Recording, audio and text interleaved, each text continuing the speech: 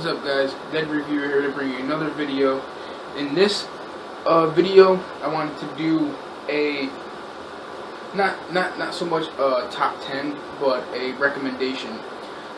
These aren't in any particular order, but it's just a video that personally I feel, as a horror fan, you being a horror fan, should not overlook these titles. Just 10 movies that horror fans should not overlook, and should just at least have one viewing in their entire life, whether they like it or not. So again, no particular order. There's going to be one honorable mention at the end of this video, but I'll save that for the end. So let's just get going. Now, these are not all 80s, not all 70s, not all newer movies. These are just 10 movies that I feel you should not overlook. Now, I've talked about this at another time before. It is a Christmas movie. Anybody who knows anything about my channel knows that I fucking love this movie. And it is Rare Exports, A Christmas Tale. Rare Exports, A Christmas Tale. This DVD releasing isn't the best releasing. It's got, see the disc art on there? It's got the gold green case. I fucking hate those. But it's got some special features on it. It's just a really good movie. I've already talked about this, so I'm not going to go deep into the plot, but it's a tale about Santa Claus in Finland. And by the way, the movie is spoken in Finnish with a little bit of English in there, but it's all subtitles. But I think for the kind of movie that this is, and how great it was done, how amazingly it was done, I think that should not hold you back from watching this movie. That it's a foreign movie. Santa Claus, it's about Santa Claus. This mountain in Finland, they decide to drill because they want to uncover the mystery of the real Santa Claus. Turns out they do, and things start to turn up dead in the town. Centers around one family, basically, but I'm not going to give too much away. Rare Exports, an amazing movie. I think it's going to be a classic. I think it's already earning a cult classic status, but more for the years to come. So that's Rare Exports, A Christmas Tale. The next one is, people are going to hate me for this one, but I really don't care. A lot of people who have seen this movie like the second one better. A lot of people who have not seen this movie but seen the second one heard bad things about the first one, so they don't want to see it because they fear that it will ruin their experience with the second one. I have not seen the second one yet, but I am dying to see it. I hear so many good things about it, and it is... Wait for it. That's right. VHS. A found footage horror movie, anthology movie. It's about these guys break into a house to steal a really rare VHS tape, and during their search throughout the house, they find a huge stack of snuff films, and one guy decides to watch it, and then that story, another guy decides to watch another one, and it's that story. And I think it has a pretty solid wraparound story. The stories in this were good, except for one, and it's the one that I anticipated the most, unfortunately. It is the slasher one. There is a slasher, ghost, cult. I don't want to give the first sequence away if you haven't seen it, but it has to do with, it's either a demon, zombie, or a vampire story. That's it. That's all I'm going to say. VHS, I think this one is highly underrated, and it shouldn't go overlooked. You should at least watch it once. It's a really good found footage anthology movie. I think it has a pretty good wraparound story, and it features shorts by Ty West, which I love anything Ty West. I'm sorry. I love The House of the Devil. I love The Innkeepers. I love the story that he did in this. I cannot wait for what Ty West does next. I have not seen The Nest yet, and I want to, but there it is, VHS. Now this one is a movie that I don't ever hear anybody talking about, and it is such a good movie.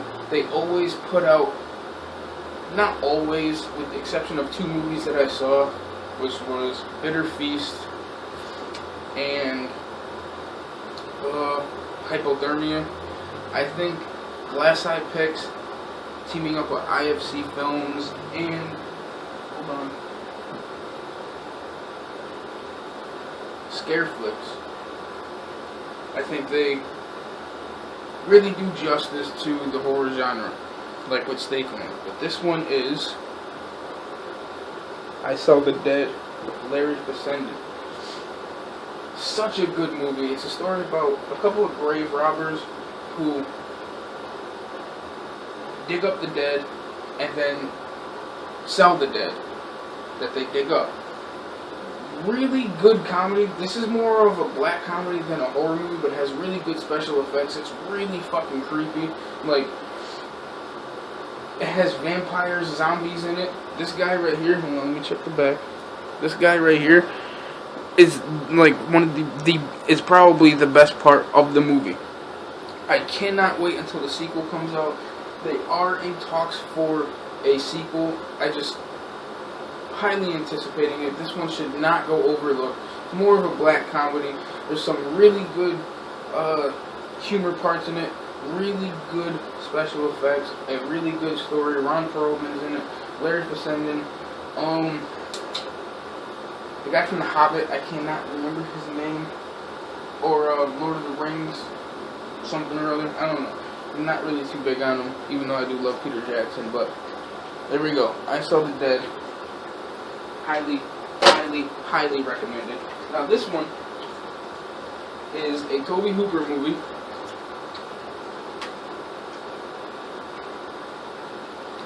That I think does not get talked about a lot, and it should.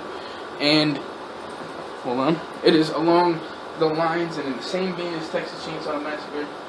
It came out a little while, I think like a year after, or a couple of years after Texas Chainsaw Massacre, when Texas Chainsaw Massacre was really getting big, so not a lot of people were really paying attention to anything else that Tobe Hooper made until the 80s. I think is Eaten Alive. A really good addition. Here we go. This one. This two I have been playing the trailer. It's about, now let me just say this, Robert Englund is in this. My name's Buck and I like to fuck. If anybody's seen it, they know. A really good horror movie that no horror fan should ever overlook. I kind of kicked myself in the ass because I have been watching horror movies since I was 4 years old, and I have not seen this one until probably about 8 months ago. So it's about a hooker who quits her job, goes to a motel right down the street. It all takes place in Louisiana.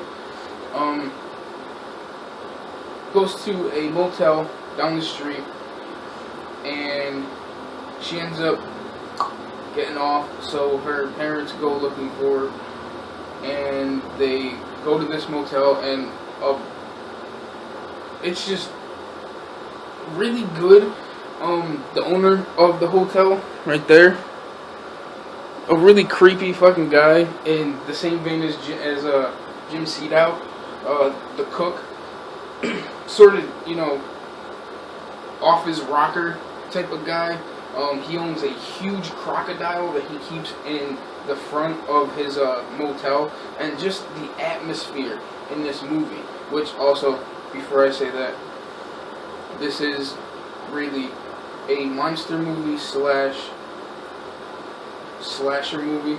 It does center around the guy being a psychopath, but also in the background does center around the monster, which is the big crocodile. The colors in this movie are just amazing. This movie has such atmosphere. I honestly, in my personal opinion, whatever mood I'm in, I can always watch this movie and I'll just always just be wowed by it. Like, look at the colors.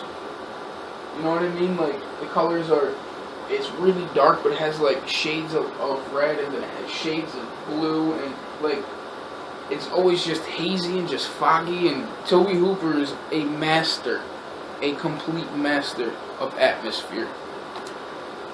Eaten Alive, do not overlook that. I highly recommend it. If you don't have this movie, don't even finish watching this movie or this video. Go buy it. Straight up. Don't even rent that. Buy it.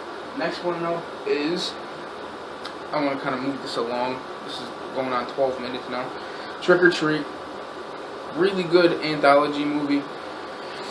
Really good effects. Really good stories. A really good wraparound story. This is actually the first anthology movie that I've ever seen where I actually like the wraparound story more than the individual stories. Even though it doesn't really have a wraparound story slash individual stories per se. It has a few stories that kind of intertwine with each other, but they always tell a story, go back to the wraparound just a little bit, and then tell the other story, go back, and then it finally closes and it all wraps together, which you can consider a wraparound story, but it could also be a standalone movie, in my opinion. A really good movie.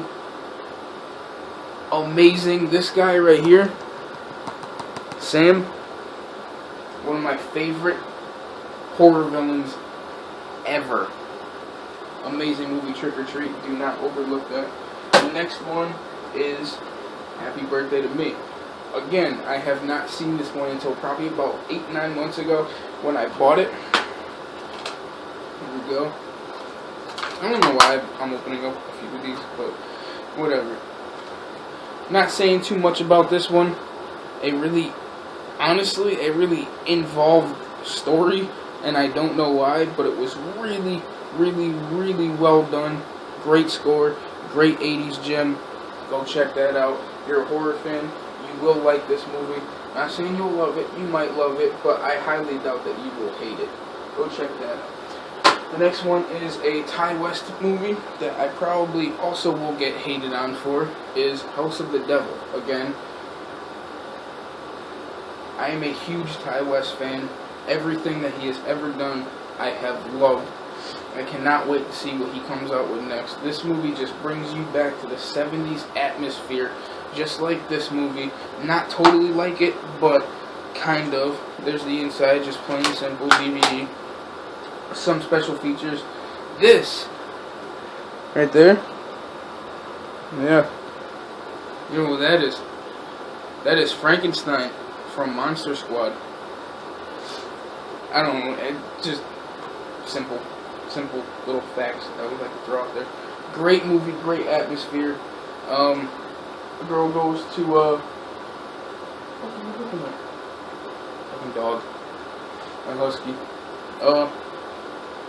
This girl goes to babysit in the night where there will be a full lunar eclipse. Havoc ensues. Check it out. The next one up is one I never hear talked about except for one person, Ate the Chosen One. Awesome taste. I'm glad that he brought this up, and now I am. Maybe we'll start a little buzz about it. It is Trailer Park of Terror. Amazing movie. Really good zombie slash demon slash slasher movie. Low budget, sort of cheesy. Really good effects. some really good comedy. Check that out if you're a horror fan. Do not pass that up. Amazing movie. Look at that guy. I love that guy. I love that guy. Love him. This one is another one where I might get hated on, but it has never gotten talked about, and I am tired of it. Silent Night, Deadly Night remake, which is just titled Silent Night, as they did with Texas Chainsaw 3D. But this one came out before it. It's got Malcolm McDowell in it. I really like what they did with him. They gave him a mask, you know.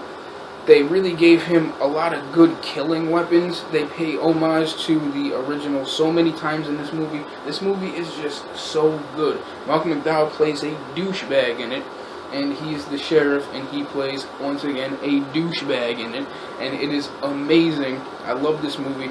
Out of all the remakes that I hear people being talked about, House of Wax, Friday the 13th remake, Nightmare on Elm Street remake, talk about this one, because it is a really good remake, and it's also a really good standalone movie. Really put you in the mood for Christmas. Watch that one. Let me know what you guys think about this one in particular, because it doesn't really get talked about. Now, the next one is Pieces. This is the last recommendation that I will make. Pieces, self-explanatory. If you are a horror fan and you have not seen Pieces, go check it out. Cheese up the ass. I'm talking about, this can't even be Swiss cheese, because if it's Swiss cheese, and that means that there's little holes in it to where cheese isn't. No, this is like straight up fucking feta, dude. That's cheese right there. But it's an amazing movie. Grindhouse releasing, awesome edition. Go check that out. Now, this one isn't a recommendation.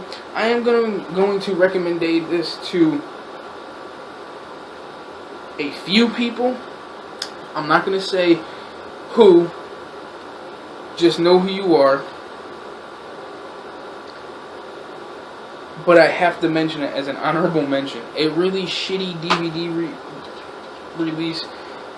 I really would like to see this movie get a widescreen treatment along with special features treatment. I mean, this is loaded with special features, but it's just so low budget, and as soon as I hold it up, people are going to be like, what the fuck is that? But just check it out. At least watch a trailer. It's got a really good slow psycho killer buddy in it, and it is... That's not really what it's called, but Lucky 13 Cult Collections. Slaughterhouse from the 80s. Nothing says atmosphere or 80s like this movie. Totally fucking cheesy. Amazing movie. This guy right there, well, this guy and his son, which is Buddy right there. They own a slaughterhouse and it's about to get closed down, and they're like, no, fuck that. Kids go there to party, and they're like, no, fuck that. Awesome. Awesome. I think that this has like one of the, I don't even know why, but it's like one of the most iconic scenes from the 80s when the girl's running, and it's like, oh, I don't know, it's like a wide angle shot, and it comes out, and Buddy's on the top of the roof coming out of like the big bay, like where they would like push hay up to, or say, I don't know, I don't even know if it's a slaughterhouse. It might even be a barn that he was in at the time, but she's like running, and it's like a wide angle, and it comes back, and he comes out, and he just starts walking. I thought that was fucking awesome and just creepy. I loved it. I love seeing shit like that. Slaughterhouse. I'm just throwing this out there. I don't want to recommend it to put it in the recommendations, because a lot of people will be like, why are you recommending this movie to me? It's a piece of shit. Because you don't get it. That's why I'm not going to recommend it to you. But people like Ryan 1988, if you haven't seen this movie, go check it out. Double Shot might even like this. Just go check it out. Not for everybody, but I had to throw it in there. That would make 11 recommendations. Not really make recommendations, but 11 movies. Do not pass it up. Let me know what you guys think of all these movies. Let me know if you guys think I should have put another one in there, if I should have taken some out. Let me know what you guys think about these movies. Dead Reviewer, out.